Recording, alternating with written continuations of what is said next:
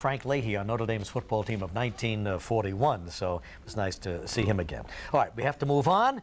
Here he comes. Had a sensational tour here on Broadway for the last couple of years in a hit show called Blood Brothers. Of course, a fabulous career before that, and now has written all about it in this book called Come On, Get Happy. Here's David Cassidy.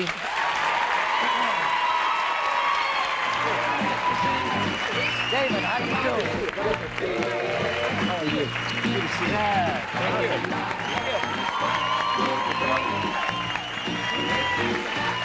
He's got my hair. Yeah, Kathy just said David's got her hair. No, I've got yours. I wish I had your hair. Are you kidding? First of all, congratulations on Blood Brothers. Thank you very, very much. 2 years or close to it, right? Well, actually, no, but close to a year. Close to a year? Gee, it seemed like you guys were there Well, you've been doing this a long time. I guess so. Honest. I guess so. But it was a great run, and people love to having you guys on Broadway. We're actually we're closing on Sunday, and it's a very emotional week for all of us. The show closing? No, or no. Just you guys are moving out? Yeah, Sean and Petula and I are leaving. Yeah. And it's been very, very emotional this whole week. week. It will be. Sunday's our last performance, and I'm going to miss it. I just want to say thank you to everybody here that has been so supportive of it. Yeah. That's an awful nice credit to have in your resume, you know, Absolutely. A hit run on Broadway. Well, I have to say that that's the kind of job that I was really looking forward to doing after I left the Partridge Family, and I retired for about 3.5 years. And these are the kind of roles that I wanted to do as an actor that were not available for me. And it's so great having the perspective now of moving on and having this career again and being successful. Well, the problem wasn't that David Cassidy couldn't get the jobs, it was Keith Partridge couldn't. That's right. Yeah. And to get away from that took a long time and a lot of work. Well, it certainly did. A lot of work on myself emotionally, and it's been a long, hard struggle for me, you know. This book is very reflective and very honest and very revealing about it. And I think the most important thing about it is that there is an insight that so many people have been curious about what it was like to be there at the focal point of all that adulation and that attention. And it was wonderful, it was exhilarating, and it was also tremendously intimidating, you know. Well, you're not prepared at the age of, what were you when you started? I started at 19. Hello. Yeah, hello, exactly. I mean, if you're 39, it's a tough Still one. a thing. It also, the lack of control that in the 1970s that we had. As a society, you mean? Well, yeah, I think that now, because we're all so much more accessible, there is no longer hysteria like there was. I think also that in the 1970s, there was an innocence that still was prevalent in the audiences are so much more sophisticated now. And in those days, it was very, very difficult to have people see who you were, you know? And particularly for me, playing that part. Well, absolutely. Now let's take a look at some of the pictures from the book. Why don't you just reminisce here? I'll reminisce. That was actually the back cover. I'd love to say that was my bedroom, but that was the back cover of an album that I did. The Higher They Climb, the Harder They Fall, and then Home Is Where the Heart Is. And you know, after I left the Partridge Family, I did everything I could because I think, in a very real way, I was so successful being that guy on television, and people loved him. I sensed that people, perhaps at that age, I was very insecure and very frightened that people wouldn't, if they got a chance to see me, that they wouldn't really care about me. Yeah. But a lot of that goes back, doesn't it? You talk quite poignantly in the book about your relationship with your father. Yeah, it does. The more successful I became, the more famous I became, and I think in a lot of ways I achieved a lot of what he, as a young guy, was trying to achieve.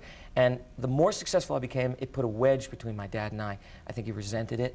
And we never quite worked it out. We never resolved it. And You know, it must have been kind of tough on him because there was his wife, of course, you, everybody associated with that family, and he was the one who wasn't. He was a wonderful talent, and I revered him, and I loved him, and I cared so greatly about him. He left when I was 3.5. Yeah. And a lot of my, I think, longing for acceptance and people, at that point, I have to tell you, I went through 5 years of analysis to get through this.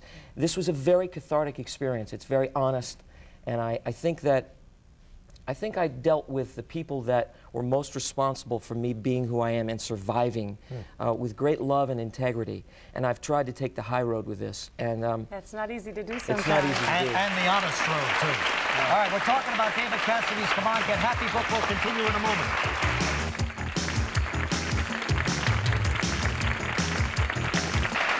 We're with David Cassidy talking about his life, his new book coming out. Incidentally, big book party tonight. Yeah. They're kicking off the Planet book Hollywood. at Planet Hollywood at 5. Be there. That'll be fun. Public is 5 invited. o'clock.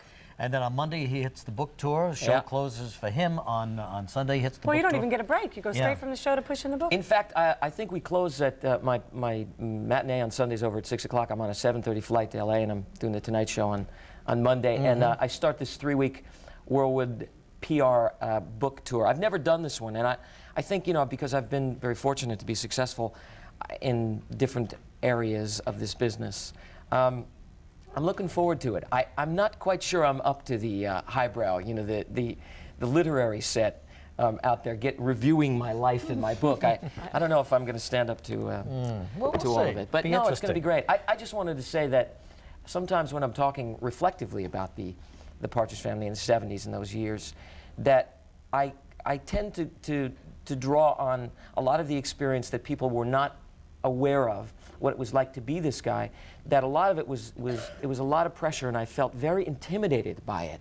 But I have to also say that it was the most phenomenal experience, and that people have always been there for me, have poured their hearts out and their love out to me, and I want to say how much I appreciate it now and then. Well, that's good. That's nice. Well, I mean, just looking at these pictures here, you are, you know, the series spun What off the about whole this outfit, huh? concert tour. Yeah. But look at that crowd out there. Well, Looks I like think you that at was Westbury, taken. Reach. Yeah, was that you in Yeah, wrestling? no, she's Miss America here having a little fun with I me. think I still have that outfit, in fact, Reach. If you'd like, I could probably loan it to you. Well, were they as chaotic as Well, when you think about the 70s, you think about drugs and the groupies and the sex and all of that? Yeah, the 70s were filled with and riddled with all of that decadence. And growing up as a teenager in the 60s, I certainly wasn't immune to it. And going through the madness of all of that, I certainly wasn't immune to it either. During those years, fortunately for me, that I was working, I did not experiment with drugs or alcohol during those years. I had to stay as focused and as clear as possible. But that came later on. Later on, I went into a real dive. And it's all here in this book. Yeah. David, thank you very, very much. Great.